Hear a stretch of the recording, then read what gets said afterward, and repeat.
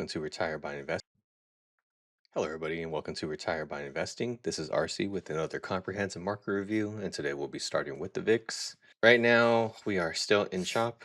I know last week I talked about this like 19 area, but I guess we have hit a resistance point in the VIX, which is like 20.84.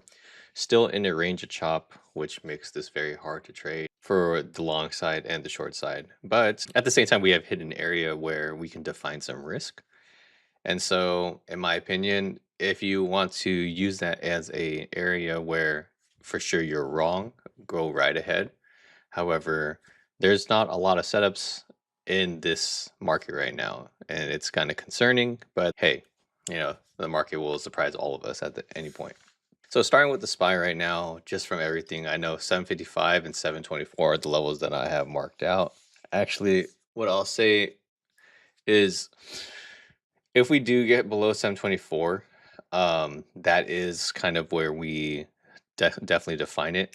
But I would also mark this right here and just going forward, this is the low that you really want to test right here now, because this is like where a majority of the volume for the AI capitulation is like the 729 area. Now we are hitting into resistance, even though we are all above all moving averages here. And that's important, but also something to note just because right now we're in a different type of market, a lot more chop, but if there's any type of follow through and we can actually hit to the 755 level, then it's possible that we can go higher. But for now, with how everything's looking, just as this is just with market leaders and everything like that, I am not sure if that's actually going to be the case, but I guess we'll see in the future, right? But just know that this is resistance right here. We've hit this multiple times. This is like an underside retest. Could not break above this. What is this? 750 level? Yeah, this or like 748, 750 level. And so I'll be watching this level to see if we can actually climb up above.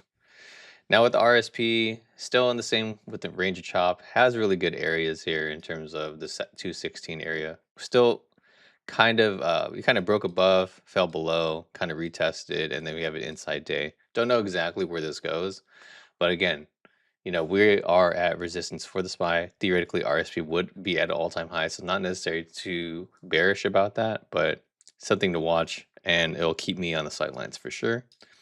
QQQ, this could be like an oversold balance, even though like this area right here is kind of like a little 2-day base.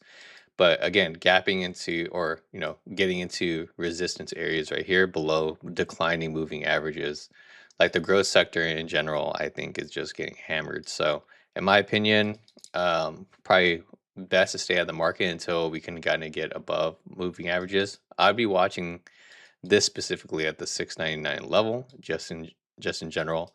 But to be safer, I would want to get above 724.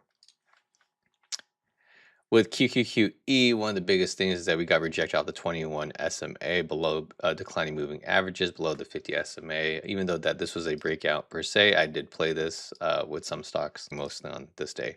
But again, not much to do here unless we get above this level right here, this 118 ish, or sorry, yeah, 118-ish level. I'm not really doing too much here. MDY, same thing. Kind of, this seems to be the biggest resistance point, which is 693. So not much to do here now, below declining moving averages.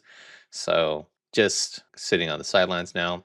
IWM is the same thing. This has actually another area. We had 297, but now this area right here, about 293, is going to be another significant area below declining moving averages now and below the 50s. So if we have a sharp test down, we can be testing in this area with the 281. So just my thoughts on the market, and I wouldn't do too much during this time, kind of let the market kind of see where it wants to go, and that's pretty much it. Thank you guys and have a great day. Peace.